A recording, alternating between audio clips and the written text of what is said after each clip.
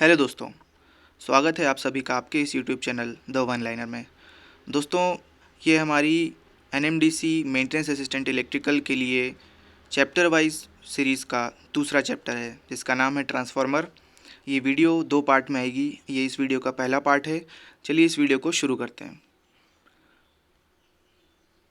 दोस्तों, सबसे पहले हम थ्योरेटिकल क्वेश्चन देखेंगे जिसमें पहला क्वेश्चन है ट्रांसफार्मर क्या होता है। तो दोस्तों, इसका साधारण सा उत्तर ये हो सकता है कि ट्रांसफार्मर एक स्टैटिक डिवाइस है जिसका कार्य वैद्युतिक ऊर्जा को एक परिपथ से दूसरे परिपथ में स्थानांतरित करना होता है और यह एसी सप्लाई की कम वोल्टता को अधिक वोल्टता को कम करने के काम आता है। अगला क्वेश्चन है दोस्तों, ट्रांसफार्मर के मुख्य भाग कौन से हैं। दोस्तों, ट्रांसफार्मर के मुख्य भाग है कोर और वाइंडिंग।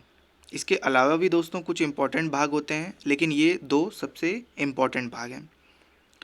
अगला क्वेश्चन है दोस्तों, ट्रांसफार्मर किस सिद्धांत पर काम करता है। तो इसका आंसर है दोस्तों, ट्रांसफार्मर म्यूचुअल इंडक्शन के सिद्धांत पर काम करता है। अब दोस्तों, म्यूचुअल इंडक्शन का सिद्धांत हमें ये कहता है कि यदि किन्हीं 2 कॉइल को पास में रखा जाए और उनमें से किसी एक में एसी सप्लाई दी जाए तो इंडक्शन के कारण दूसरे सप्लाई में भी ईएमएफ इंड्यूस हो जाएगा और ये ईएमएफ जो इंड्यूस हुआ है वो सेकेंडरी जो हमारी कॉइल होगी उसके number of turns per depend करेगा। अगला क्वेश्चन है दोस्तों, ट्रांसफार्मर में कौन कौन से लॉस होते हैं। तो ट्रांसफार्मर में आयरन लॉस और कॉपर लॉस होते हैं। नेक्स्ट है, ट्रांसफार्मर की कोर किस धातु की बनाई जाती है। ट्रांसफार्मर की कोर सिलिकॉन स्टील से बनाई जाती है। अगला क्वेश्चन है, ट्रांसफार्मर का अनुपात यानी कि ट्रांसफार्मर रेशियो किसे कहते हैं। तो दोस्तों, ट्रांसफार्मर रेशियो ES/EP बराबर NS/NP बराबर IP/IS, जहाँ पर E induce EMF, N number of turns और I करंट को दर्शाता है। अगला क्वेश्चन है, ट्रांसफार्मर में ट्रांसफार्मर ऑयल क्यों भरा जाता है। ट्रांसफार्मर की वाइंडिंग को ठंडा करने व इंसुलेशन को बढ़ाने के लिए ट्रांसफार्मर ऑयल यूज़ किया जाता है। अगला क्वेश्चन है, ब्रीदर में क्या भरा जाता है। दोस्तों, ब्रीदर में सिलिका जेल यूज़ किया जाता है। ये वायु से नमी को सोख लेता है और अंदर शुष्क हवा को पहुंचाता है।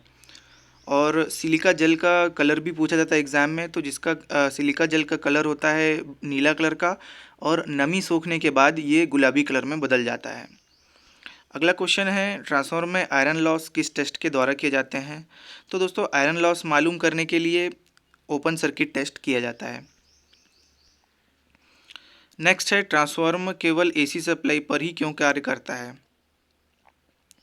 दोस्तों, ट्रांसफार्मर एसी सप्लाई पर इसलिए काम करता है क्योंकि एसी सर्किट में ही इंडक्टेंस हो पाता है, डीसी सर्किट में इंडक्टेंस नहीं होता क्योंकि डीसी करंट की फ्रीक्वेंसी 0 होती है।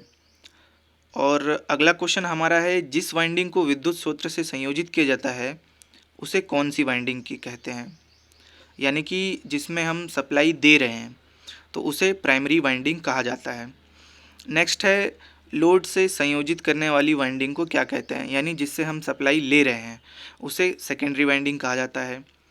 नेक्स्ट है दोस्तों, कोर के मुख्य कार्य क्या होते हैं।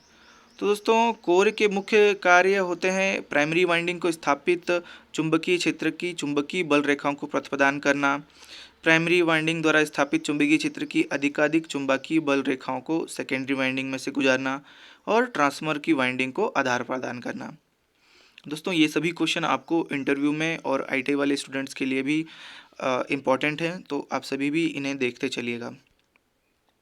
अगला क्वेश्चन है दोस्तों, ट्रांसफार्मर की दक्षता कितने प्रतिशत होती है। तो दोस्तों, ट्रांसफार्मर की दक्षता 90 से 98% तक होती है। तो दोस्तों, इस वीडियो में हमने कुछ थ्योरेटिकल क्वेश्चन जाने। इसके नेक्स्ट पार्ट में हम एमसीक्यू क्वेश्चन करेंगे।